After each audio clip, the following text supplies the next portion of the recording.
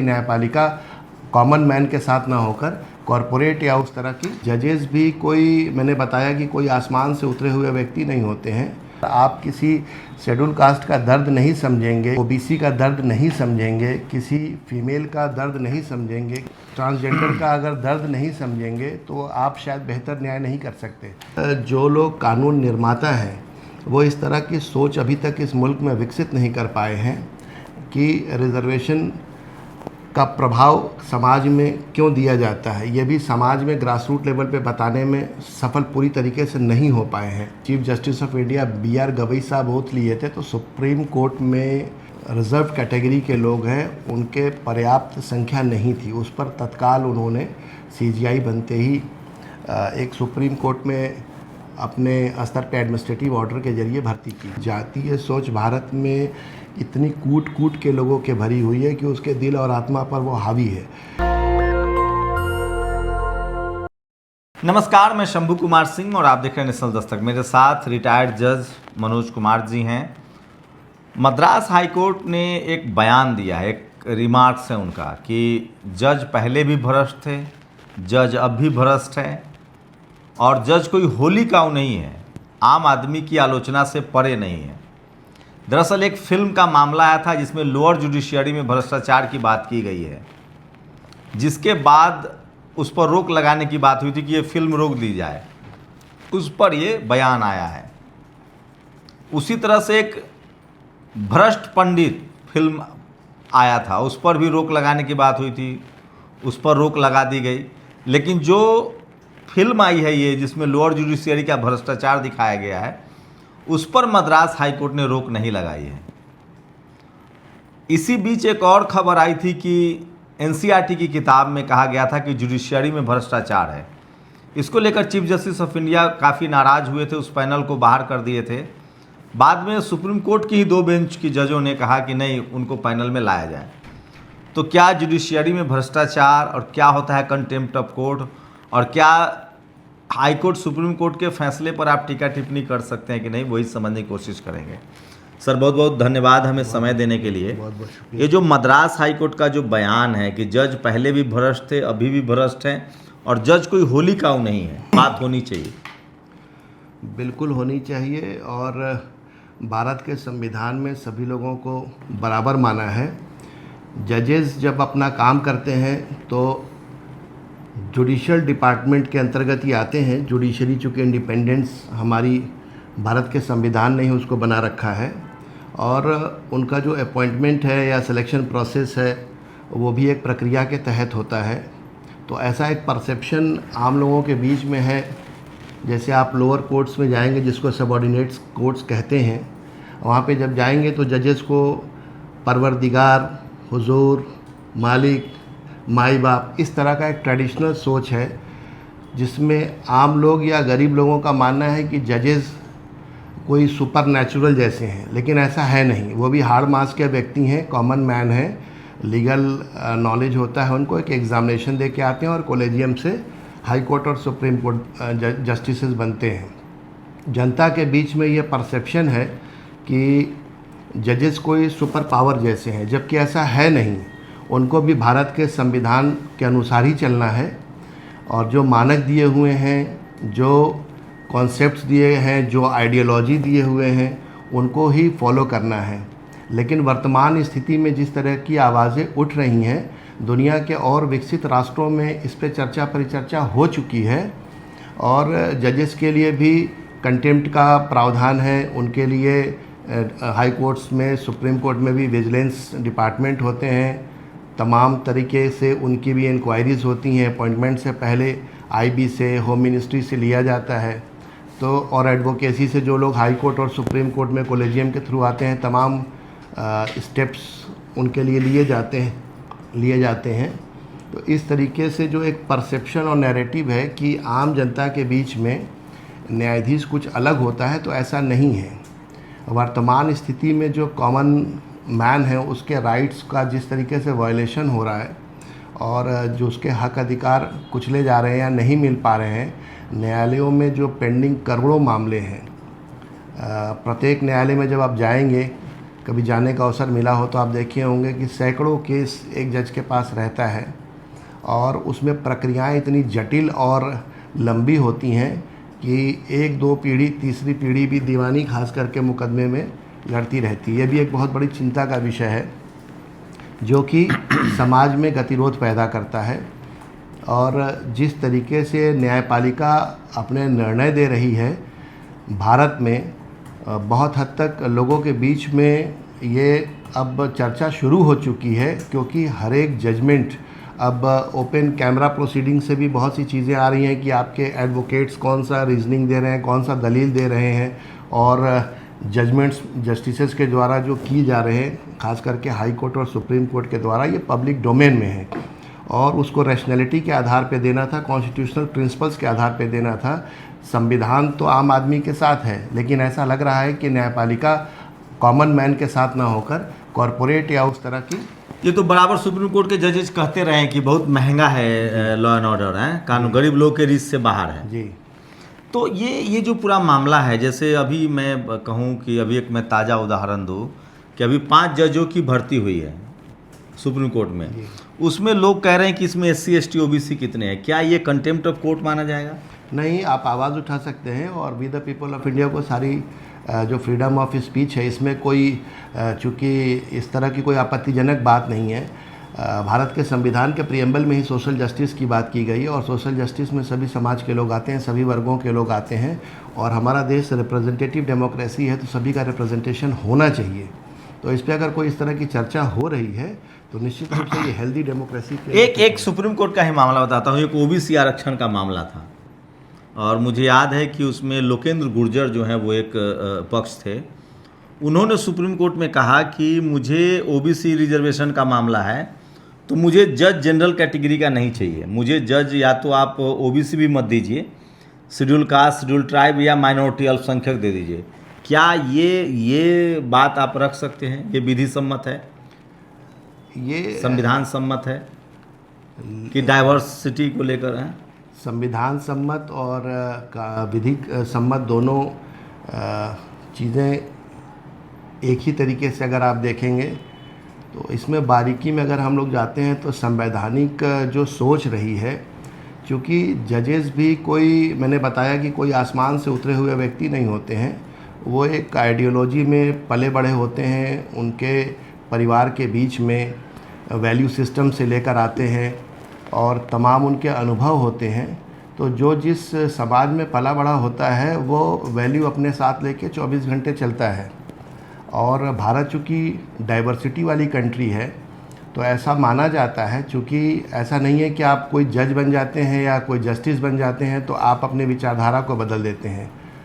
इसमें law commission की भी रिकमेंडेशंस हैं, उसमें पार्लियामेंट्री कमेटी के भी रिपोर्ट्स हैं कि कई पार्टियों, कई दल के मेंबर्स ऑफ पार्लियामेंट ने ये निष्कर्ष निकाला है कि जजेस की जो भर्तियां होनी चाहिए उसमें सोशल डेमोक्रेसी दिखनी चाहिए, रिप्रेजेंटेशन दिखना चाहिए।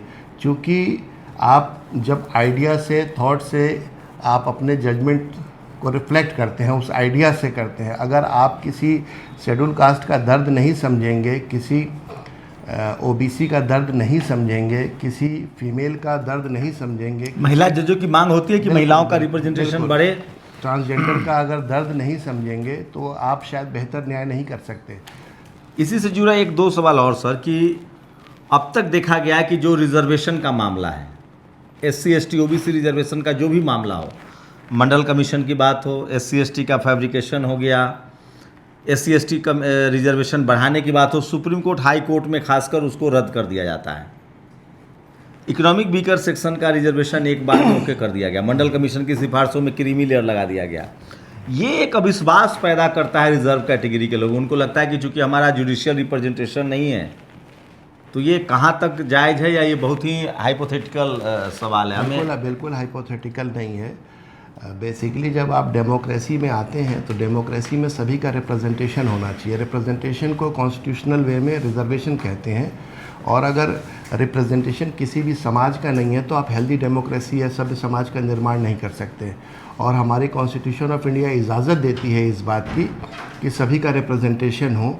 और रही बात जो परसेंटेज बढ़ाई जाती है, घटाई जाती है, या पर्टिकुलर कम्युनिटी के लिए कुछ रिलैक्सेशन लंबा समय लगता है वो रिजर्वेशन का बिल्कुल। मामला हो, इसमें पॉलिटिकल विल की जैसे कमी- यूजीसी पर तुरंत फैसला आ गया। इसमें पॉलिटिकल विल की कमी होती है, और जो लोग कानून निर्माता हैं वो इस तरह की सोच अभी तक इस मुल्क में विकसित नहीं कर पाए हैं कि रिजर्वेशन का प्रभाव समाज में क्यों दिया जाता है। ये भी समाज में ग्रास रूट लेवल पे बताने में सफल पूरी तरीके से नहीं हो पाए हैं।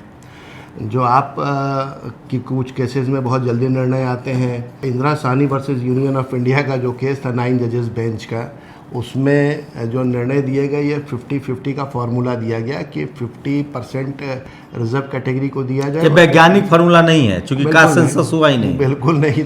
और ये कहाँ से आया और इसको पूरे भारत में लागू किया गया। ये कमाल की बात है कि सुप्रीम कोर्ट के जज कैसे निर्धारित कर दिए इस परसेंटेज को, उनके पास कौन सा ऐसा गॉस्पेल पावर आया।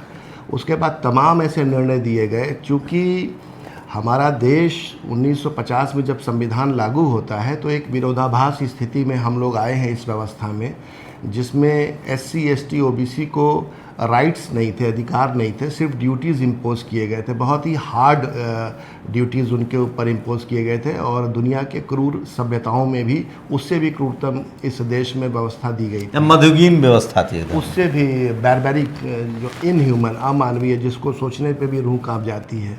और उस तरह की व्यवस्था से भारत के संविधान के जरिए जो रिवॉल्यूशन होता है इस देश में, उसको एक जो असमानता में विश्वास करते हैं, जो भेदभाव में विश्वास करते हैं, जो ऊंच नीच में विश्वास करते हैं, वो नहीं चाहते हैं कि समाज में समानता स्थापित हो और कमज़ोर समाज का, वीकर सेक्शन का भी आदमी टॉप लेवल पे अपना पार्टिसिपेशन दे पाए, अपनी हिस्सेदारी दे पाए। तो इस लेकिन जुडिशियल सिस्टम, जो जुडिशियरी में लोग हैं तो बहुत पढ़ लिख के गए ना, उनको कास्ट सिस्टम, कॉन्स्टिट्यूशन, कम से कम जो कॉन्स्टिट्यूशन का जो पैरामीटर्स है, जो टेम्परामेंट्स हैं, चाहे वो वैज्ञानिक सोच की मामला हो, कास्टिज्म को ख़त्म करना हो, SC ST OBC, ये तो एक संवैधानिक टर्म है, तो वो तो बहुत पढ़ लिख के जाते हैं। तो क्या माना जाए कि वो भी अपने जातीय और धार्मिक वर्जनाओं से ऊपर उठ के नहीं सोचेंगे? बेसिकली इतना तो हमें भरोसा करना पड़ेगा। आपने देखा होगा पीछे जब chief justice of India BR Gavai साहब ओथ लिए थे, तो सुप्रीम कोर्ट में जो रिज़र्व कैटेगरी के लोग हैं उनके पर्याप्त संख्या नहीं थी। उस पर तत्काल उन्होंने CGI बनते ही एक सुप्रीम कोर्ट में अपने स्तर पे एडमिनिस्ट्रेटिव ऑर्डर के जरिए भर्ती की गई। रिजर्वेशन लागू किया। लागू नहीं था, मतलब क्लर्क लेवल की जो भर्तियां होती है सुप्रीम कोर्ट में, जो उसमें OBC को रिजर्वेशन नहीं था, SC ST का था। गार्जियन ऑफ कॉन्स्टिट्यूशन है, वहाँ जहाँ से कानून का इंटरप्रिटेशन हो रहा है वहीं लागू नहीं, वहीं लागू नहीं। ये कमाल की बात थी। और तमाम जगहों पे उस तरह की भर्तियाँ नहीं हैं, क्योंकि जातीय सोच भारत में इतनी कूट कूट के लोगों के भरी हुई है कि उसके दिल और आत्मा पर वो हावी है। इसी तरीके से वो हिस्सेदारी देने के एक मैं उदाहरण दे, मैं अभी एक खुद सुप्रीम कोर्ट ने फटकार लगाई। उड़ीसा हाई कोर्ट के एक जज साहब थे जी, पानीग्राही कुछ नाम था, वो तमाम SC ST OBC के लोगों को जमानत दे रहे थे और कह रहे थे कि मंदिर की सफाई करो, सड़क की सफाई करो, टॉयलेट सफाई करो। ये अनकॉन्स्टिट्यूशनल है। इस तरह की सोच नहीं रहनी चाहिए।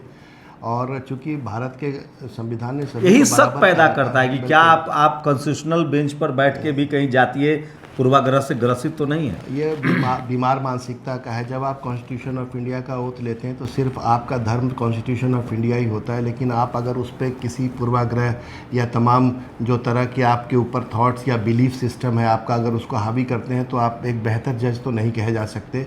दुनिया में और जो विकसित राष्ट्र हैं वहाँ के जुडिशियल सिस्टम को देखेंगे तो उनके कानून जो उस देश के हैं उसके अनुरूप आते हैं, लेकिन यहाँ पर इस तरह के कई ढेर सारे उदाहरण देखने को मिलते हैं हम लोगों को, जहाँ कहीं ना कहीं से बायसनेस और इंटरकास्ट को लेकर बहुत एडामेंट, क्योंकि प्रोपोर्शन एक विचारधारा की बहुत ज़्यादा हाई है। एक जो पूरा सोशल मीडिया आने के बाद और लाइव टेलीकास्ट के बाद हाई कोर्ट सुप्रीम कोर्ट पर जो डिस्कोर्स शुरू हुआ है, इसके आप निगेटिव मानते हैं या पॉजिटिव मानते हैं? नहीं, पॉजिटिव है। डिस्कशन तो हमेशा हेल्दी एटमॉस्फेयर के लिए और हेल्दी डेमोक्रेसी के लिए सही होता है। इससे कई चीज़ें जो कई परतें इतिहास के पन्नों में दबी हुई हैं और जो मौजूदा व्यवस्था में जो सड़ गल रही हैं चीज़ें, जो विचार, उसके ऊपर बातचीत हो रही है, तो लोगों को एक पब्लिक डोमेन में अपनी इमेज को बचाने के लिए भी इस तरह से मजबूरन आके कहना पड़ता है कि वो थोड़े से ह्यूमन हो गए हैं। लेकिन जिस तरीके की व्याख्या की जा रही है और जो भारत के संविधान को जिस तरीके से कानून को लागू कराया जा रहा है ग्रास रूट लेवल पे, वो पर्याप्त नहीं है।